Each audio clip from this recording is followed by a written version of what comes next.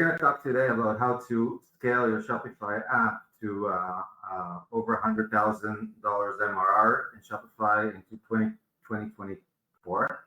But first, a few words about me. So I'm a repeat founder. I've founded several companies. I've been doing funnel optimization for about 15 years for working for other people's startups, for my startups. 2 times I've improved funnel optimization, funnel conversion rate by more than 10x for over a longer period of time. Once this led to a big exit. In this case, I was not a founder, so it wasn't my money. 5 years ago, I launched a consultancy called Convert2X, which is started as a consultancy to help generally SaaS companies improve their funnels, and eventually became very, very much focused on Shopify apps. So if you need any help with scaling your app, particularly improving your funnel, please talk to me. Through this consultancy and generally because I try to learn, I've analyzed hundreds of leading Shopify app funnels. So all this experience is coming your way in this presentation. And final word is that I'm also a co-founder of Price, which is a Shopify app growth platform soon to be launching. So if you haven't yet, and I'll show you some screenshots and more in this presentation. If you haven't yet joined our early access list, I urge you to do so. It's free. You get your data for free. I mean, there is a business model, but you get your data for free. So no reason not to get it. And if you want to reach out, this is my email, boazel@convert2x.com. So how to grow your app, your Shopify app to $100,000 plus in 2024. It's a combination of 3 parts. First of all, getting traffic into your App Store page, relevant traffic. The second thing is converting this traffic, making it into paying customers. And the third one is how much money are you able to extract from these paying customers and generally from your users.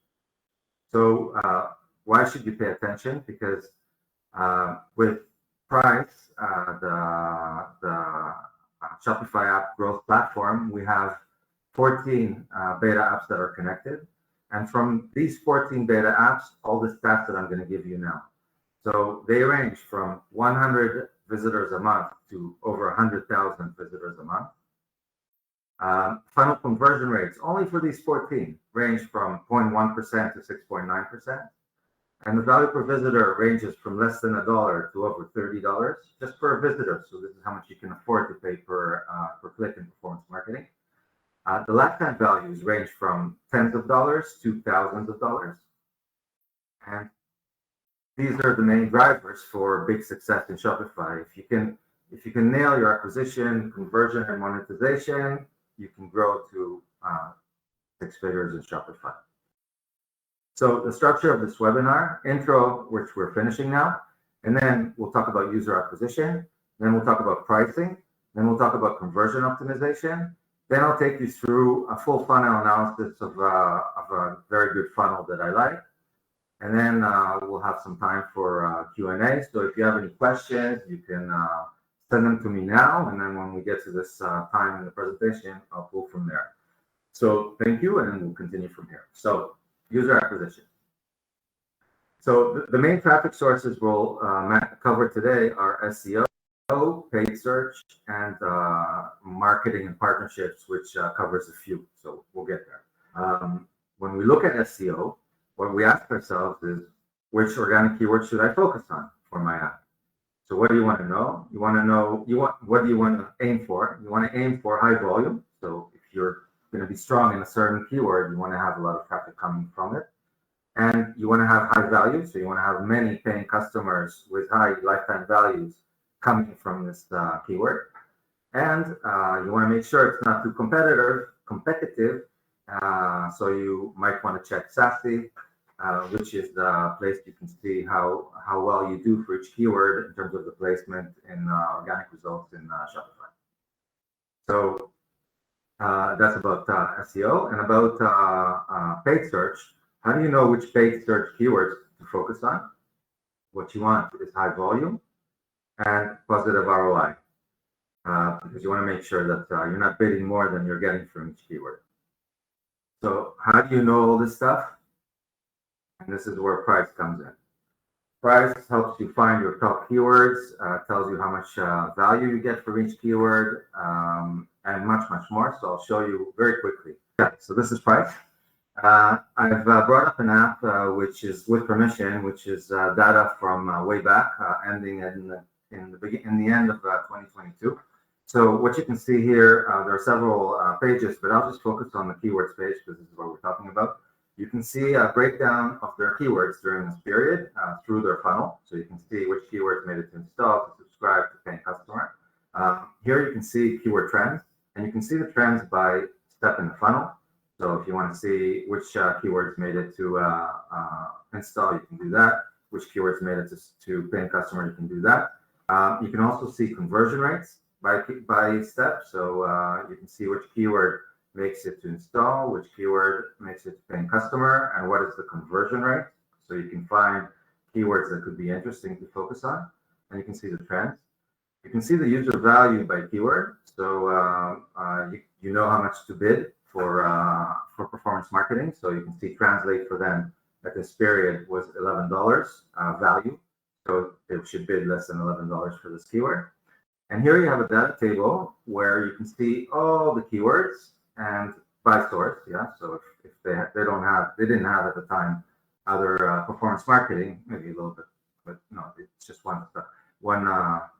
So they didn't have performance marketing, and therefore we'll just look at Shopify search. But if they did, you could see every keyword from every source. So let's just follow their name, Bablik, so you can see how many visitors they had, how many added clicks, how many installs, how many one-day unsubscribes for each keyword, how many subscriptions, how many paying customers, conversion rates, of course, for every step. They can see how much revenue they got from this keyword. They can see what is the average revenue per paying customer, and they can see the churn per keyword. And based on the ARPU and churn, we can calculate the lifetime value, the customer lifetime value. And based on the customer lifetime value and the conversion rate, we can go back and calculate what is the App Store visitor value. So it's the conversion rate of visitor to paying customer times the value of a paying customer. On top of this, we have funnel sources, so you can dig in to see your partners, your other sources of traffic, what's working for you, what's not, and growth suggestions, which is not working yet, so I'm not going to show it. So this is price, and I invite you all to sign up for early access. And as I said, it's free to get your data. So how do you know volume, conversion rate, and ROI, and in general, which keywords to focus on? You can find out in price. And once you know which keywords to focus on, then what do? So if we go with SEO, how do you grow your organic keywords? Number one, well, it's not necessarily in order, but these are several steps you can take. Enter your top 5 keywords in your Shopify partners admin. You have a place where you can enter your top 5 keywords, so use it. Include your top keywords in your title tag and meta description. There's also a place there in your admin to enter these, so do that as well. Add your keywords, the top keywords, the number 1, maybe number 2 keyword to your app name, and also add keywords to your app subtitles. So I'll show you an example of that. Example of that is this app, which after its name says gift cards, which is keyword, and loyalty. So two keywords here. And then in their subtitle, which is this text here, they use a lot of relevant keywords for their business. So app subtitle.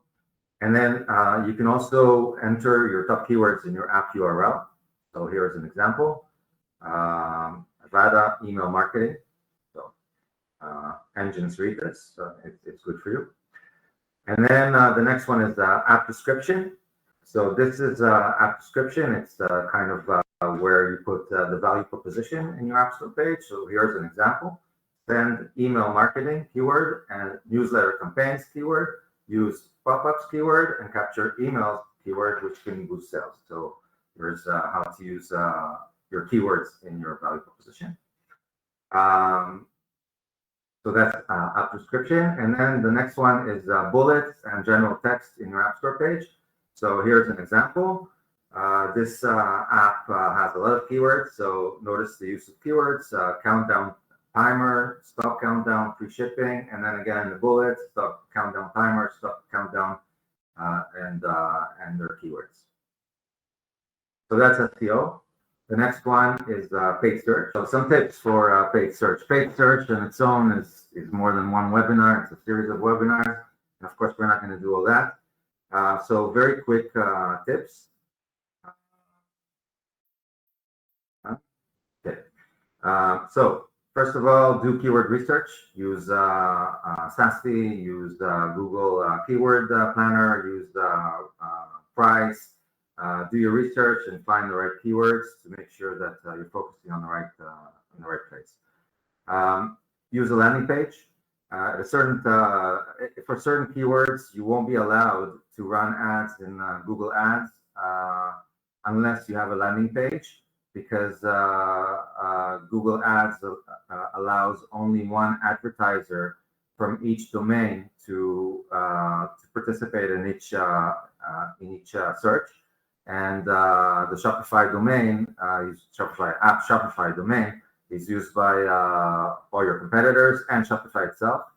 So you're very likely not to get your ads placed if you only send to your App Store page. And therefore, if you want to have serious traffic, you have to have a landing page. You have to bid. You should bid for positive ROI. How do you know the ROI? Either you get it from a price or you find another way. Optimize consistently, especially negative keywords. Negative keywords is where you waste most of your money, or negative searches. So so cut those and clean up your campaigns all the time. So if you haven't started doing paid ads, this is a suggestion for a 6-month growth plan. In the first month, launch Shopify and Google Ads for the top 5 to 15 keywords. And then check ROI, tune the campaign, and add another 10 to 15 keywords. In the third month, also tune the campaign and add more keywords. And then in the fourth month and ongoing, you continuously tune the campaign. But in the fourth month, you might want to launch Bing. Bing is similar to Google, but maybe 10% the size. But still, it's another source. And as you saw, a few of you use it, so you can stick out there and get traffic from there maybe. And then tune campaigns in the 5th month and expand Bing. And in the 6th month, continue to tune your campaigns, but then you might want to expand into additional platforms, Facebook, LinkedIn, TikTok, Instagram, whatever you want to test. Paid search in very briefly. And the last one I'll touch also very briefly is marketing and partnerships. And the main tactics that can be beneficial here that I've heard that work for Shopify apps are cross-promotion with apps outside of your category, outreach to your ideal customer profiles. You know, everybody's getting tired of it, but it's still working. Content marketing to attract potential customers, but you need to be very focused with your content so you don't spread out too thin and not get actual customers.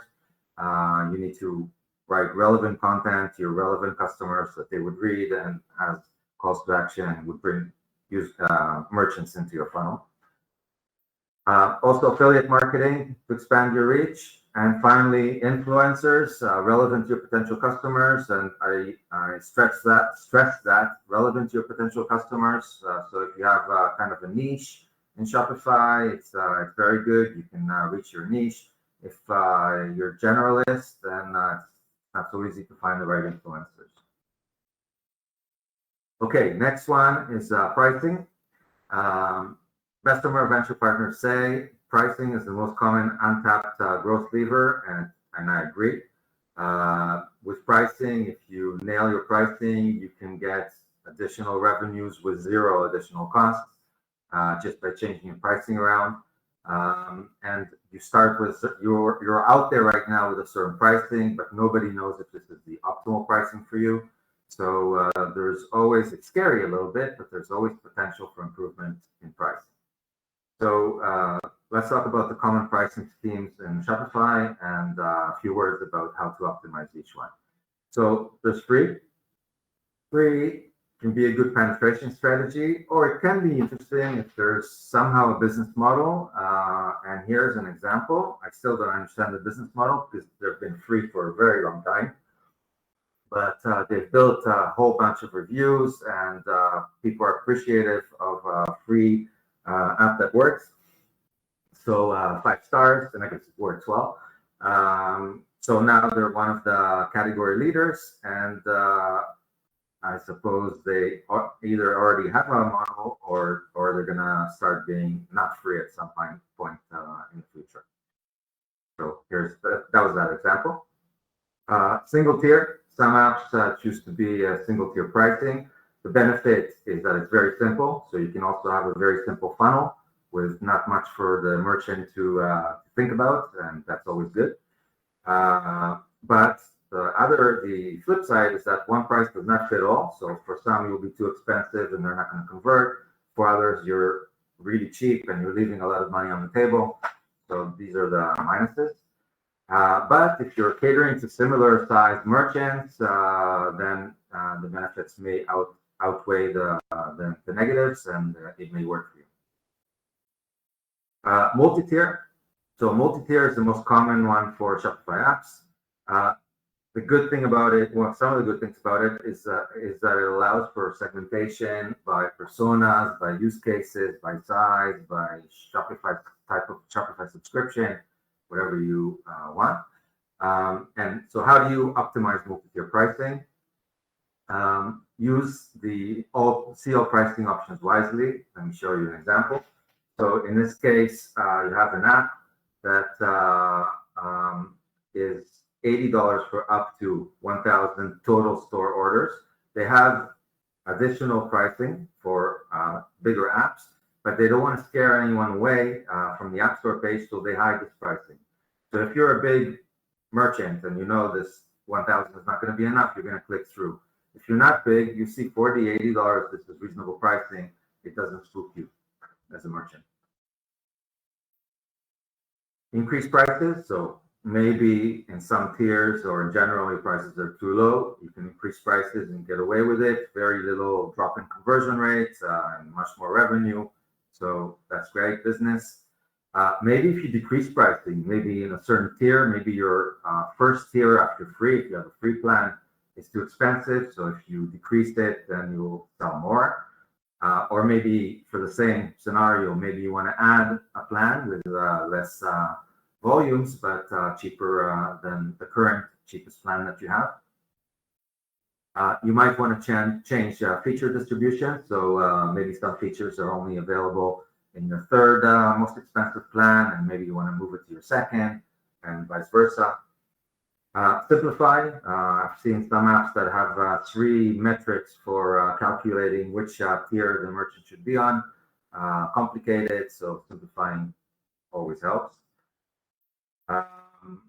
Offer a free tier. So lots of apps offer a free tier. Offering a free tier is good for conversion. It's also good for placement in Shopify search results, because Shopify gives this benefit to apps that offer a free trial, a free tier. So how do you make the most of the benefits without the downside? The biggest problem with a free tier is that if you give a good enough free tier for most merchants to use, then maybe you'll find that very few of them actually upgrade to a paid version. So one of the things you can do, and one of the things that apps do, is limit their free version to development stores, which basically means, yeah, we get the free, we get to be considered free, but we're not really free. Another way to do the same is to set very low usage constraints. So you can use our tool up to 100 emails that you send, but if you send more than 100 emails, you need to pay. You can make the key features available only on the paid plan. This is what many of the free plan merchant apps do. You can help the free users discover these premium features by pushing it to them when they're in your dashboard, and then showing them in-app tooltip saying, "Oh, sorry, this is paid only." You can also in the pricing page within the funnel post install. So maybe before you go to the subscription page, you can minimize the prominence of the free plan, so make it very, very small, and all the paid plans, especially the first paid plan, very big with all the benefits. So you might get lucky there and get some of your merchants starting in the paid plan or starting with a free trial in the paid plan. And then another thing is that if you have a free plan and a good free plan, that most users will go to the good free plan, but then you want to upgrade them. So when they upgrade, start with a free trial. So that's some ideas for how to optimize your free tier pricing. The next one I want to talk about is usage-based. So usage-based pricing can actually increase your average revenue per paying customer and also reduce your churn if you match it correctly to value.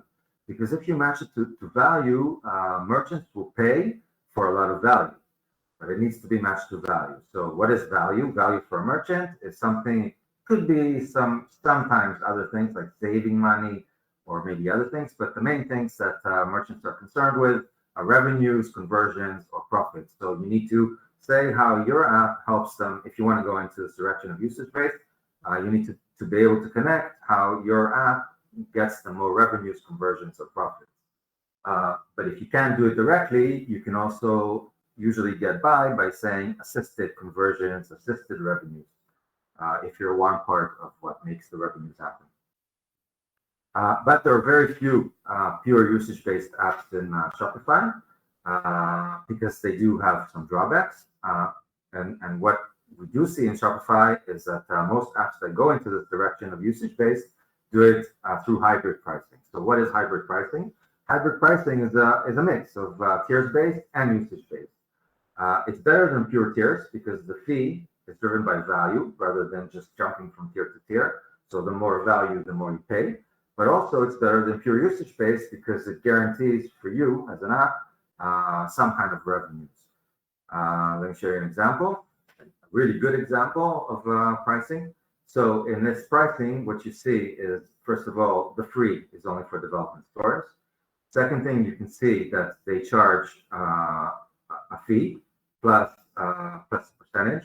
The percentage is small. The fee is very, very small. It's almost a no-brainer. Yeah. So okay, I don't have a development store. I'll need to pay, but what am I paying for? $5? Nothing. So it's almost no-brainer. And the reason they can do it is because they have these two things working for them in their business model. And the third thing I wanted to show here is that the last price presented here is $15, but this is only up to 200 total orders for the shop. So for the bigger shops, they're going to need to check their pricing, and they hide this not to spook anyone under CO pricing option.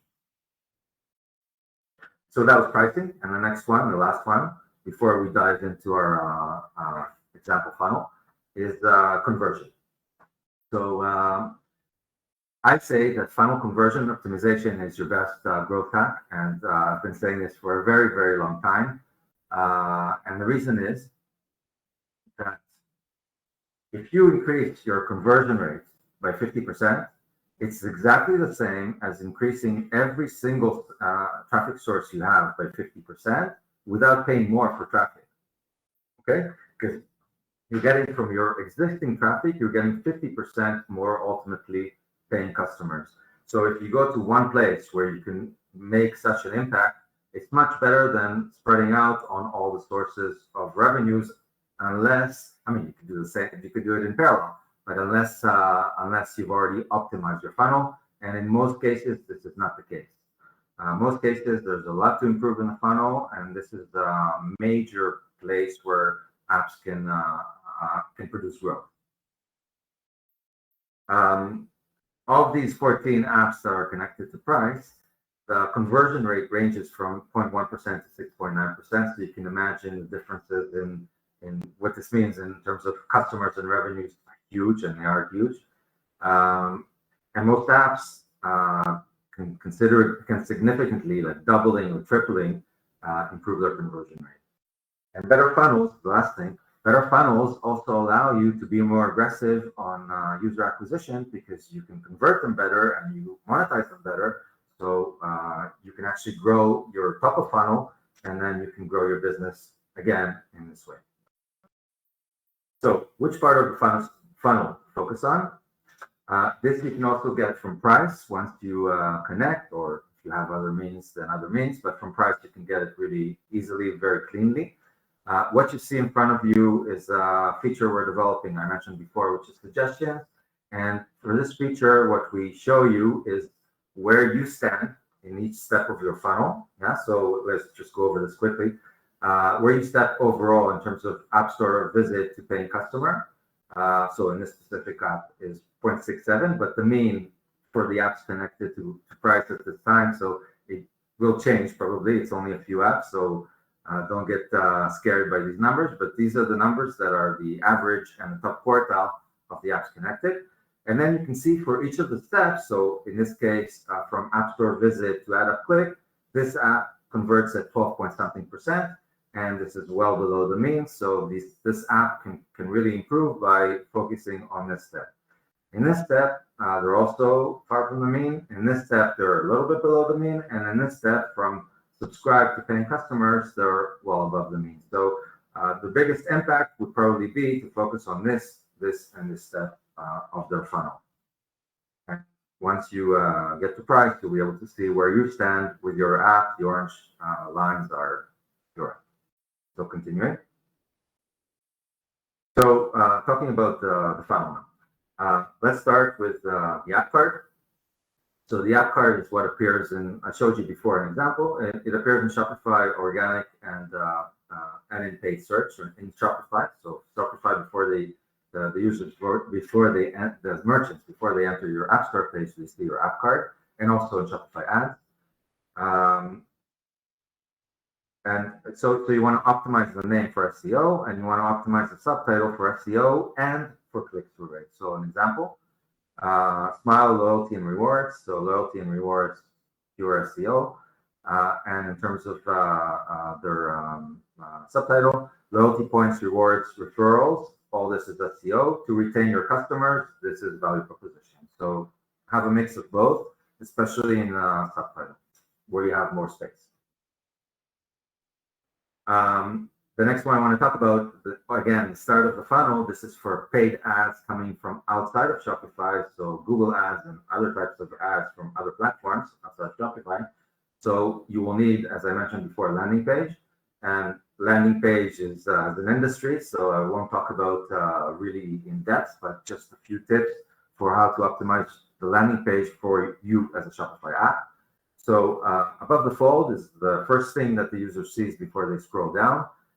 What you should try to get there is your value proposition for Shopify merchants. Okay, so if you're using a landing page, make it Shopify specific, and talk about how you help Shopify merchants. Make sure the word Shopify is very visible in your value proposition. Product image. So it tells a big story of what your product does. Some mention of Shopify reviews and customers that you have, and call to action to start the trial right at the top of the page. Below the fold, when the merchants scroll, show your key features, show your pricing, and the pricing should always have calls to action, start trial, show testimonials, and other social proof, and reiterate your value proposition. And if your page is long, stick in some call to actions throughout. So these small strips, start your free trial now with a call to action. So that's about the landing page. Next thing, we go into the App Store page. So in the App Store page, a major thing that affects conversion rate is review count and score. So obviously get as many reviews as you can and make them good. I won't go into that. You want to have good use of visuals. What does that mean? An example. So this is above the fold, in fact, for somebody visiting your App Store page. So they can scroll down to see more, but this is the first thing they see. And the first thing you should make it compelling. In this space where you can put a video, but you don't have to, and you can put a video plus a banner on top of the video, which doesn't have to be a screenshot from the video. It can be anything you want. So in this case, they chose not to use the video, but they made really good use of this space. They have their value proposition, a whole bunch of bullets, product shots. Everything is very clear. And here on the right, the text could be a little bit bigger, but they also relatively big text, and they reiterate their features. Here's another example. Here they have a big value proposition. Yeah, you can't go wrong with 100,000 Shopify merchants, and then 5 stars, and then some benefits. I guess this symbolizes their product, and very big copy here, which you can read without opening. So that's examples of good use of visuals. Strong value proposition. So here's an example. Here are a couple examples of strong value propositions. So in this case, build your email list and offer discounts using a beautiful pop-up that converts visitors to customers. So build your email list and offer discounts is what you can do. This is what the product is, a beautiful pop-up. And what does it do for you? It converts visitors to customers. It helps you sell more. Another one, collect and display product reviews and star ratings. It's what you can do with the product. And then what does it do for you? Build trust and boost sales with social proof. This is what it can do for you. You sell more. Okay, pricing and presentation I discussed, so I won't discuss again. And that's it for these are the 4 main things that affect conversion rate from your App Store page, and of course, which visitors actually come in there. If you get visitors that are for whom your value proposition doesn't resonate, that they're not gonna click add up. So the next thing is the post-install flow. This is what happens after the users install. Why is it important? It includes many steps: subscription, onboarding, in-trial, and monetization flow. Many steps means many places that the funnel could be improved. I didn't mention before, but conversion funnel has a property which is that it's composed of multiplications. So if you improve by 20% in step 4, it's exactly the same as improving by 20% in step 8, and it means you improve the whole funnel by 20%. So if you have many steps, you have many places where you might be able to improve, and overall, you could gain a lot in your funnel. The install to paying customer conversion rate, again, for the 14 apps connected to price, varies from 3% to 55%. So this huge variance shows how much potential for most apps there is to improve this part. And again, if you double conversion rate in your funnel, you double your new customers. So this, for me, is the greatest potential for unleashing growth. So best practices for post-install funnel. Number 1, subscribe and start trial on Shopify before onboarding. There's one exception, and that is if most of your traffic is in free. And the reason, I mentioned it, but I'll mention it again. So the reason is that if it's free, they don't need to go through a subscription page. So obviously you don't send them to subscription page. But the other reasons is that empirically, the ones who go to subscribe before onboarding actually convert better. And the reason for that is that it becomes the inertia becomes to continue when the users actually just install and connect to your app, they're full of motivation. The friction that is introduced by going through the next step, which is subscribe, is a friction, but they're there with a lot of motivation. They expect it, and if you give them a trial, they'll go through it. But if you send them to your onboarding first, And then at one point from your onboarding, they need to actually go back, or at the end of the trial, they need to go and subscribe. This is active as opposed to passive, and it really hurts conversion rate. So best practice, unless the major part of your users go through the free plan, is to start with sending to subscription page instead of to onboarding. The next thing is to make it embedded. Why embedded? So first of all, it's higher search results in Shopify. There are two levels kind of embedded. One is works with Shopify admin, the lower level of embedded. It helps. The highest level is made for Shopify. I don't remember the exact term. I don't know. And that helps even more. But in both cases, it helps your placement in Shopify. So it's, and also of course it also helps convert, because we see that embedded apps have higher conversion rate, and the reason is it's all familiar and it's natural, and you reach it from where you normally exist anyway in Shopify, from within the admin. So familiar look and feel. It's accessible. And allows, if you make it embedded, you can control friction, such as changing theme and things like that, very, very easily, or allowing some setting very easily from within the Shopify admin. And in terms of priority for embedding, not everything is the same priority.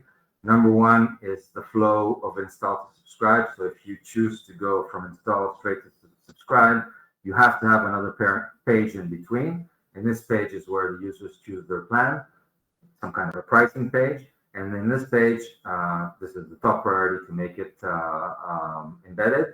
You can even make it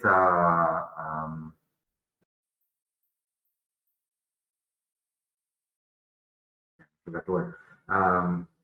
You can even make it an iframe and same colors and look and feel of Shopify, and that's kind of like an embedded, and that will help you convert.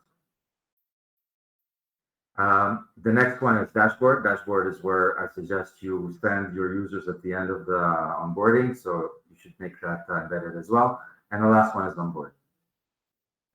So make it embedded. The next one is deal with friction. So what does that mean? Minimize steps, more steps, more friction. Address Shopify settings issues, like I said before. Address maximum fee. If you have usage-based pricing or hybrid, then your merchants are going to see a very big number before they subscribe, which is the maximum fee they're going to pay. You want to address this ahead of time to make sure they don't get scared, and to explain to them this is the maximum fee. So don't worry, you won't be paying it. So that's that. And also, of course, provide easy access to support and knowledge base throughout your onboarding, post-install. And then optimize onboarding. So optimize onboarding, again, minimize steps and effort to value. To value is the key place where you want to get them. So what is the minimum work the merchant needs to put in order to see value from your app? Guide them through the flow. Communicate the value, especially if it's long. So don't worry, you're almost there. You're going to make a lot of money with this app. And make it easy to access support and your knowledge base. And the last one is if you have a sophistication, add trigger-based emails. So if somebody gets stuck in a certain step, you send them an email helping them get unstuck and move forward in the funnel. So that's onboarding. And the last one is communicate the value during the trial. So how do you do that? You show the value in the dashboard. You send your users to the dashboard at the end of onboarding. You make the dashboard embedded, and you invite them to see the dashboard throughout the trial in your email marketing and in-app notifications if they're not in the dashboard to start. So now we'll go through full funnel analysis for an app called Zopi. They are in the space of dropshipping, and they do very, very well. At least from what I can see, they're not connected to price, so I have no internal knowledge. Okay, so for this term dropshipping, they're number one. And if you notice, PID have 20,000 reviews, and they have 2,000 reviews. Yeah. Then drop 7,000, 5,000, more than them. And almost everyone here has more than them, and they're still number one for drop shipping. AliExpress, again, almost everyone on the page has more than them, and they're number one for AliExpress. Their number one competitor with 20,000 reviews, the category leader. Yeah, you search for PID Search. Who's number two? Zopi.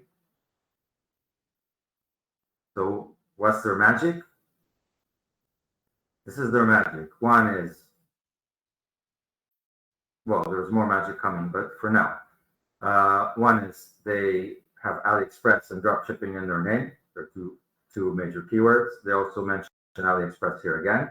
And the second thing is that they have PID Search and Zendrop and some of their other competitors in their copy already here, and also in their, I won't show it to you, but also in their App Store listing. They also have them copied there, their competitors. And they're embedded at the highest level, built for Shopify. And if we go back to the search results, so for, let's say, dropshipping, the only one who's here, who's embedded for Shopify, who's built for Shopify, that was the term I was looking for, built for Shopify, is them. So this gives them a big head start. There's another thing that you should notice here, and that is that everyone here at the top results has a free plan. So free plan. They don't. Okay, so the top results have a free plan. The top result has built for Shopify. I'm not saying these are the only things, but please take note. Next, their App Store page. So look at their App Store page. They use the visual here. They don't have video. They just have a banner. They tell you value proposition, 3 bullets, pictures, images of their app. And here they have relatively big text with some images. And here in their value proposition, number one, AliExpress demo dropshipping app. So keyword, number one value proposition. Ten was also like AliExpress, sort of. Find suppliers, import products, fulfill orders automatically. This is their value proposition. So value proposition plus keywords here, and built for Shopify, like we mentioned before. So that's their App Store page. Pricing. This is their pricing. It's not amazingly interesting, but they do have a couple of interesting things. First of all, they limit their free version to 10 products per month, which is nothing if you want to set up a store. And then for 50 products, it's $10. For 150 products, it's $20. So you can start a store maybe with something like this and see how it goes. And this is like a reasonable fee. This is reasonable. And here, this is their top fee. So, you know, as a merchant, you're looking at this and you're saying, okay, it's not going to get too expensive. So, okay. And then post-install, their onboarding is completely embedded, so at the highest level. So everything is really same buttons and same look and feel and same functionality even behind the scenes together with Shopify. So it's very easy to use and very familiar. And then after you click on import product, you get to this page, which is geared towards helping you find 10 and more, I suppose, products. I didn't go further in this funnel, but I suppose after this they tell you, okay, you know, more and more products, and then they tell you, okay, now if you're beyond 10 products, you need to subscribe. So that's their funnel, very good funnel for those that have a mainly free version, some things to learn, and for everyone, some things to learn about their App Store placement and SEO play.